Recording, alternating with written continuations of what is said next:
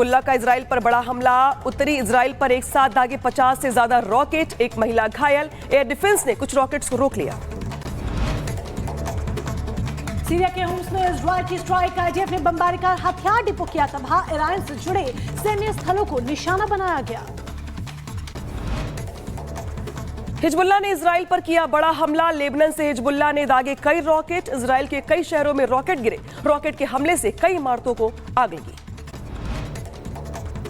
Hezbollah के रॉकेटों से Israel के जंगलों में लगी भीषण आग। 57,000 एकड़ में फैली आग। गैलीली और गेलान हाइट्स को सबसे ज्यादा 43,500 एकड़ जमीन का नुकसान। रूस के बेलगोरोड पर हमले का वीडियो आया सामने। 5 नवंबर को मॉस्को पर यूक्रेन ने किया था ड्रोन से हमला। गाजा के रफा में मस्जिद और अस्पताल के पास से मिला हथियारों का जखीरा। आईडीएफ ने ग्रेनेड लॉन्चर, मिसाइलें, आरपीजी समेत कई हथियार बरामद किए। चीन में एक तेज रफ्तार कार ने कई लोगों को कुचला। हादसे में कई लोगों की मौत, कई के घायल होने की भी खबर। सड़क पर बिखरे मिले कई शव। वेनेजुएला के पूर्वी क्षेत्रों में गैस पाइपलाइन में विस्फोट हुआ। धमाके के बाद लगी आग की ऊंची ऊंची लपटें नजर आई। हादसे में कई लोग जख्मी हो गए, कई के लापता होने की खबर। बरमूडा के पास पानी में बह रहे 4 लोगों का रेस्क्यू किया गया। डिज्नी क्रूज शिप ने विकलांग कैटामरन से 4 लोगों को बचाया है।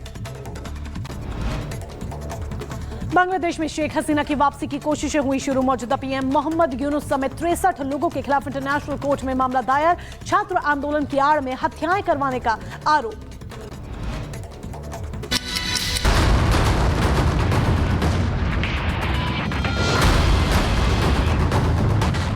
जैसे जैसे महाराष्ट्र चुनाव की वोटिंग डेट करीब आती जा रही है, वैसे ही अब मुद्दों से ज्यादा नारों पर बात हो रही है। वोटों का ध्रुवीकरण एक अलग ही लेवल पर पहुंच गया है। महाराष्ट्र में राजनीति और धर्म युद्ध का कॉकटेल बन रहा है। भाऊ और भाईजान की जंग अलग ही लेवल पर पहुंच गई है।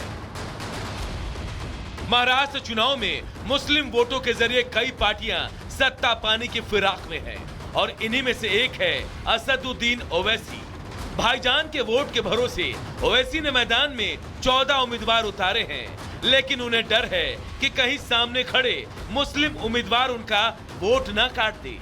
यही कारण है कि उन्हें कभी गद्दार मीर सादिक और मीर जाफर याद आ रहे हैं, तो कभी देश प्रेमी मौलाना आजाद। ओवैसी ने मौलाना आजाद के बहाने संघ पर निशाना साधा। कहा, आजादी की लड़ाई में संघ वालों का कोई योगदान नहीं।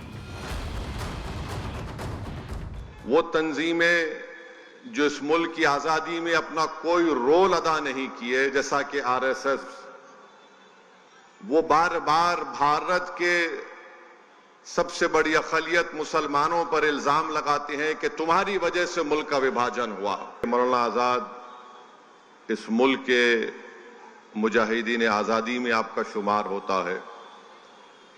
आप कई मर्तबा इस मुल्क की आजादी के लिए जेल की सोबतों को बर्दाश्त किए। ओवैसी महाराष्ट्र के चुनावी रैलियों में युवाओं से इतिहास को समझने और अपनी राजनीतिक ताकत को पहचानने की बात कर रहे हैं। कह रहे हैं, हमारा हाल शादी में बैंड बजाने वाला जैसा है। हमारा हाल एक शादी की बारात में बैंड बाजे की बारात की तरह है कि दूल्हा निकलता है घोड़े पे ऊपर बैठकर और हम बैंड बाजा बजाते हैं दूल्हे के नाम पर। हम 70 साल से यही कर रहे हैं, दूसरों का बाजा बजा रहे हैं, दूसरों के लिए नाच रहे हैं। चुनाव के समय उन्हें मौलाना आजाद याद आ रहे हैं, लेकिन मौलाना आजाद की बात करने वाले ओवैसी को क्या पता कि मौलाना आजाद ने कभी भड़काऊ सियासत नहीं की। उन्होंने देश को जोड़ने का काम किया, लेकिन ओवैसी अपने जहरीले बोल से देश को तोड़ने की बात करते हैं। अपने नफरती पैगाम से देश में एकता और भाईचारा खत्म करना चाहते हैं। संघ पर निशाना साधकर वो मुस्लिम तुष्टीकरण की कवायद में जुटे हैं और मौलाना आजाद के बहाने मुस्लिम वोट पाने की जुगत में है। ओवैसी को पता है कि बीजेपी सबका साथ और सबका विकास कर रही है और यही कारण है कि मुस्लिम वोटरों का भरोसा भी बीजेपी ने जीता है। ये सब देखकर ओवैसी परेशान हैं। और अपनी सियासी दुकान को चमकाने के लिए भाईजान अब संघ पर निशाना साध रहे हैं ताकि मुसलमानों को बरगलाया जा सके। लेकिन ये पब्लिक है और पब्लिक सब जानती है। इतिहास के चंद झूठे पन्नों को दिखाकर ओवैसी मुसलमानों के मसीहा बनना चाहते हैं, लेकिन अब मुसलमान ओवैसी के झांसे में आने वाले नहीं हैं। Bureau report, Republic Bharat. सीधे रुक करते सहयोगी सत्यप्रकाश का हमारे साथ जुड़ रहे हैं मुंबई से। मुंबई महाराष्ट्र चुनाव के बीच धुआंधार प्रचार तो चल ही रहा है, लेकिन नेताओं की जुबानी जंग भी और तेज हो गई है। खासतौर पे अगर बात करें ओवैसी की, तो जो उनकी जुबान है वो तो कुछ और इशारा कर रही है। आखिर मैसेज क्या देना चाहते हो ओवैसी अपने बयानों के जरिए, जरा समझाइए दर्शकों को। देखिए 20 तारीख जैसे जैसे नजदीक आ रहा है वैसे वैसे ओवैसी कहीं न कहीं आक्रामक रूप में है और मुस्लिम हिंदू करने में लगे हुए हैं। लगातार वो भड़काऊ बयान दे रहे हैं। संभाजी नगर में दिए, कल मुंबई में उन्होंने लगातार 2 रैली की और रैली करने के बाद कहीं उनके निशाने पर कहीं बीजेपी, देवेंद्र फडणवीस और संघ था। लगातार ये कोशिश किया जा रहा है ओवैसी की तरफ से हिंदू मुस्लिम डिवाइडेड करने की कोशिश किया जा रहा है, क्योंकि जिस तरह से चुनाव का जो प्रचार का आखिरी दौर में है और 1 वीक और बचा हुआ है चुनाव होने में, मतदान होने में, तो कहीं न कहीं सारी पार्टियां लगी हुई है प्रचार करने में, जोर से प्रचार कर रही है। बात किया जाए तो आज महाराष्ट्र में प्रधानमंत्री नरेंद्र मोदी की 3 रैलियां हैं। अमित शाह तो मुंबई में आज 2 सभा है। लगातार ये कोशिश किया जा रहा है कि जो प्रचार है जोर शोर से किया जाए और मतदाताओं के बीच में पहुंचा जाए। लेकिन जिस तरह से भड़काऊ बयान दिए जा रहे हैं ओवैसी की तरफ से, लगातार बीजेपी को टारगेट किया जा रहा है, हिंदू को टारगेट किया जा रहा है, सनातन को टारगेट किया जा रहा है, साथ ही संघ को टारगेट किया जा रहा है। तो इसको लेकर कहीं बीजेपी ने कड़ा रुख अपना लिया है और जो देवेंद्र फडणवीस जो उप मुख्यमंत्री हैं लगातार कहीं ओवैसी के सारे बयानों को जवाब दे रहे हैं। फिलहाल आज जो है महाराष्ट्र में प्रधानमंत्री मोदी का 3 चुनावी सभा है और अमित शाह का 2 चुनावी सभा है मुंबई में और लगातार प्रचार शुरू है। जी बिल्कुल सत्यविजय, अहम जानकारी यहां पर दे रहे हैं आप। जैसे जैसे वोटिंग के दिन नजदीक आ रहे हैं वैसे वैसे जो जुबानी हमले हैं वो भी और तेज हो रहे हैं। लेकिन इन हमलों के पीछे की रणनीति क्या है? आखिर क्यों मुस्लिम वोट बैंक को लेकर ओवैसी की बयानबाजी तेज हो गई, जरा ये भी समझ लीजिए। देखिए महाराष्ट्र में मुस्लिम वोटर कितने प्रभावी है, जरा ये समझ लीजिए तो जान जाएंगे आप कि आखिर ओवैसी की बयानबाजी आखिर इस तरह से क्यों आगे बढ़ रही है। महाराष्ट्र में 1.3 करोड़ मुसलमान यहां पर है, जिनकी आबादी काफी ज्यादा अपने आप में। कुल 11.24 करोड़ आबादी का जो है हिस्सा, बहुत बड़ा हिस्सा जो है वो मुस्लिम वोटर्स का है। 38 विधानसभा सीटों में 20% आबादी जो है मुस्लिमों की है। 9 सीटों पर 40% से ज्यादा मुस्लिम आबादी है, तो कई सीटें ऐसी जो प्रभावित कर रही हैं।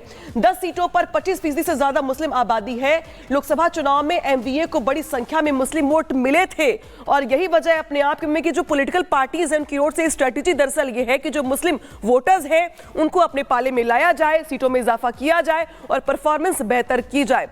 हालांकि जिस तरीके से यहाँ पे देखिए किस सीट पर कितनी मुस्लिम आबादी, जरा ये भी समझ लीजिए। किस सीट पर जो आबादी है वो ज्यादा है कम है, जरा ये समझ लीजिए सीटों के जरिए। मानखुर्द शिवाजी नगर जो सीट है यहाँ पे 53% आबादी मुसलमानों की है। मुंबा देवी सीट पर 50.9% आबादी मुसलमानों की है। भाई खाला की देखिए 41.05% आबादी मुस्लिमों की है। धारावी की जब हम बात करते हैं जो अपने आप में एशिया का सबसे बड़ा स्लम इलाका है, वहां पे 33.05% आबादी जो है मुसलमानों की है। वर्सोवा में 33.05% आबादी मुसलमानों की है। बांद्रा अगर ईस्ट की बात कर रहे हैं तो वहां पर भी आबादी लगभग इतनी ही है। मलाड वेस्ट की जब हम बात करते हैं तो यहाँ पे 27.7% आबादी मुसलमानों की है। अंधेरी वेस्ट की जब हम बात कर रहे हैं यहाँ पे, जो कि अपने आप में पॉश इलाका भी माना जाता है, यहाँ पे भी जो आबादी मुसलमानों की है वो 27.1% है। बांद्रा वेस्ट की बात करें तो 25.3% आबादी यहाँ पर मुसलमानों की। तो देखिए ये 9 सीटें ऐसी हैं जहां पर मुसलमान जो है वो हर सीट पे लगभग देखिए 30% से ज्यादा है। कुछ सीटें तो ऐसी भी हैं जहां पर आबादी 50% से भी ज्यादा, यानी कि यहां पर जो मुस्लिम जो वोटर्स हैं वो निर्णायक भूमिका में है। और यही वजह है कि हर पॉलिटिकल पार्टी की ओर से प्रयास दरअसल ये है कि इन्हीं वोटर्स को अपने पाले में लाया जाए और सीटें बढ़ाई जाए। सीधे रुख करते सहयोगी मोनिका का। बिल्कुल अनामिका, जिस तरीके से आप कह रही हैं वोटर्स को अपनी जेब में करने की कोशिश पॉलिटिकल पार्टीज की होती है, लेकिन आखिर ये किस तरह की कोशिश है कि नेता जब बयान देते हैं तो बयान देते वक्त सोचते भी नहीं है कि आखिर वो कर क्या रहे हैं। बात मल्लिकार्जुन खड़गे की करेंगे, इंट्रोडक्शन की नीड नहीं है। योगी से दिक्कत है, लेकिन आखिर सियासत कैसी है ये बड़ा सवाल खड़ा हो जाता है। क्यों, आइए आपको बताते हैं। क्योंकि मल्लिकार्जुन खड़गे ने सीएम योगी आदित्यनाथ की तुलना आतंकी से कर दी है, जिसके बाद अब उन्हें लगातार आलोचनाएं झेलनी पड़ रही है और संत समाज भी इसका विरोध करता हुआ और अपना अपमान बताता हुआ नजर आ रहा है।